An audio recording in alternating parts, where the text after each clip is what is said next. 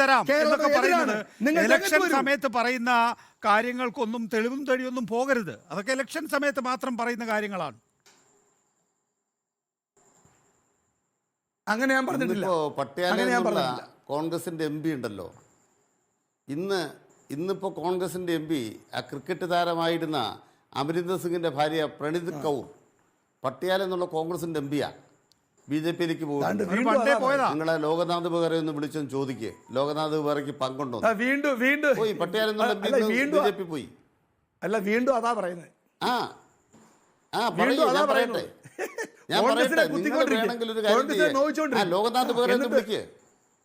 ഞാൻ കുത്തുകല്ലോ. നിങ്ങൾ ലോകനാഥ് ബെഹ്റയുടെ കഴിവ് വാഴ്ത്തുമ്പോൾ ഈ കാര്യം ലോകനാഥ് ബെഹ്റ അടിഞ്ഞൊന്ന് വിളിച്ചൊന്ന് ചോദിക്കേ.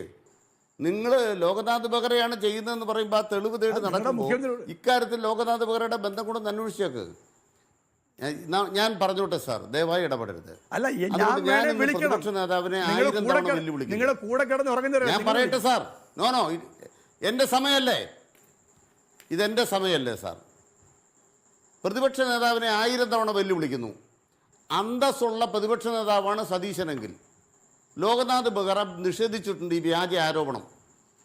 പ്രതിപക്ഷ നേതാവിൻ്റെ വ്യാജ ആരോപണം നിഷേധിച്ച പശ്ചാത്തലത്തിൽ അന്തസ്സുള്ള പ്രതിപക്ഷ നേതാവാണെങ്കിൽ നാളെ 10 മണിക്കകം തെളിവ് ഹാജരാക്കാൻ വെല്ലുവിളിക്കുന്നു. ഇല്ലെങ്കിൽ പ്രതിപക്ഷ നേതാവ് ആ പണി നിർത്തിയിട്ട് വേറെ പണി.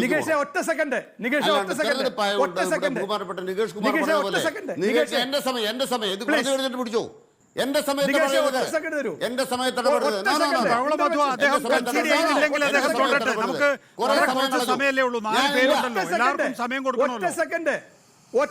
നടക്കൂല. അല്ല, ഈ വെല്ലുവിളി ഒറ്റ സെക്കൻഡ് പരിപാടിക്കില്ല. ആത്മാർത്ഥമാണെങ്കിൽ ഈ പരിപാടിക്കില്ല. ഈ പരിപാടിക്കാനില്ല. കൈവച്ചത് ഞാൻ പറയട്ടെ, ഞാൻ പറഞ്ഞു ബാക്കി പറയാനുള്ളത് നിർത്ത്, ബാക്കി പറയാണ്ട്. രണ്ടാമത്തെ കാര്യം, EMS മാർക്സിസ്റ്റുകാർക്ക് കോൺഗ്രസ് വിരോധം. 1957 കമ്മ്യൂണിസ്റ്റ് പാർട്ടി ഗവൺമെന്റ് ഉണ്ടായി. ബഹുമാനപ്പെട്ട ജേക്കബ് ജോർജ് സാർ പറഞ്ഞപ്പോൾ ഒരു തെറ്റായ കാര്യം പറഞ്ഞു. കോൺഗ്രസുകാർ MLA-മാരെ പറഞ്ഞ റാഞ്ചാൻ നോക്കിയില്ലേ? ഇവരുടെ പാർട്ടി ക്ലാസ് ഞാൻ പാർട്ടി ക്ലാസ്സാണ് പറയണത്, പറഞ്ഞതിന് മറുപടിയാണ് പറയണത്. ഇതെന്ത് ചർച്ചയാണ്? ഞാൻ പിന്നെ ഞങ്ങളുടെ പാർട്ടിക്കെതിരെ പറഞ്ഞ മറുപടി പറയണ്ടേ? അങ്ങനെ പറ്റില്ലല്ലോ. അല്ലല്ല, ഞാൻ പറയുമ്പോൾ ആവശ്യമില്ലാത്ത സമയം നമുക്ക് ഓരോരുത്തർക്കും നിശ്ചിത സമയമേ ഞാൻ തരുള്ളൂ. ഞാൻ എവിടെയാണെങ്കിലും കട്ട് ചെയ്യും. ദയവായി തുടരുക അഡ്വക്കേറ്റ് അനിൽകുമാർ, പൂർത്തിയാക്കും. എനിക്ക് ആകെ കിട്ടിയ 2-3 മിനിറ്റ് സമയം. അല്ല, കട്ട് ചെയ്ത് ഇപ്പൊ തന്നെ കട്ട് ചെയ്തോളൂ. എനിക്ക് വിരോധമില്ല, ഇപ്പൊ തന്നെ കട്ട് ചെയ്തു. കാരണം എന്റെ സമയത്ത് ഇവിടെ വേറെ ആളുകൾ അവതാരം ഉണ്ടാതിരിക്കുക. നിങ്ങൾ ഇപ്പോഴും തന്നെ കട്ട് ചെയ്തോ. ഇപ്പൊ തന്നെ പറഞ്ഞു ഞാൻ മറുപടി പറയും. ഇല്ല പിന്നെ എന്നെ വിളിക്കരുത്. ഞാൻ പറയാം. EMS എന്തോ കോൺഗ്രസ് വിരോധാന്ന് പറഞ്ഞു. 57 EMS-ന്റെ മന്ത്രിസഭ വന്നപ്പം അന്ന് ഗവർണറായിരുന്ന ആൾ വാങ്ങിച്ചു. എന്ത് ചെയ്തു? ഗവർണറായിരുന്ന അദ്ദേഹം എന്ത് ചെയ്തു? ഗവർണർ ചെയ്ത പ്രധാനപ്പെട്ട കാര്യം 5 സ്വതന്ത്ര MLA-മാരെ രാജ്ഭവന് വിളിച്ചു. എന്നിട്ട് എന്ത് പറഞ്ഞു? വിരുന്ന് കൊടുത്തു. എന്നിട്ട് എന്ത് പറഞ്ഞു? നിങ്ങൾ കമ്മ്യൂണിസ്റ്റ് പാർട്ടിക്കെതിരെ നിൽക്കാൻ ആവശ്യപ്പെട്ടു.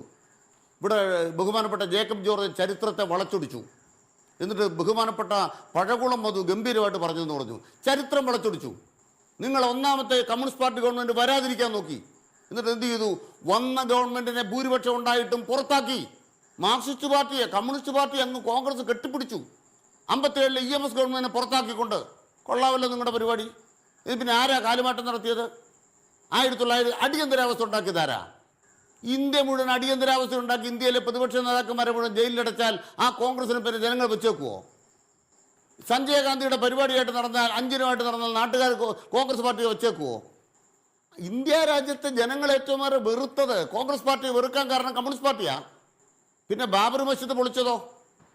ബാബറി മസ്ജിദ് പൊളിച്ചപ്പം നരസിംഹ റാവു മിണ്ടാതിരുന്നതോ?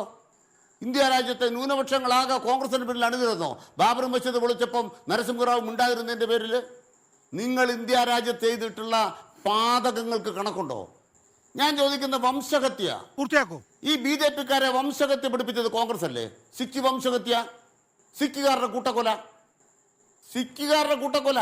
ഇന്നത്തെ ചർച്ചയിൽ കോൺഗ്രസിന്റെ എല്ലാ പരാജയങ്ങൾക്കും ഉത്തരവാദിത്വം കമ്മ്യൂണിസ്റ്റ് പാർട്ടി, മാർക്സിസ്റ്റ് പാർട്ടി ഇന്ന് ചരിത്രം എഴുതിക്കൊണ്ടിരിക്കുമ്പോൾ സിഖുകാരെ 4000 ആളുകളെ പെട്രോൾ ഒഴിച്ച് തീ കൊളുത്തി വെക്കുന്ന കോൺഗ്രസ് ഇന്ത്യ രാജ്യത്ത് ഉപ്പുവെച്ച കലം പോലും ഇല്ലാതായി തീരുന്ന ഉത്തരവാദിത്വം കമ്മ്യൂണിസ്റ്റ് പാർട്ടിയാ.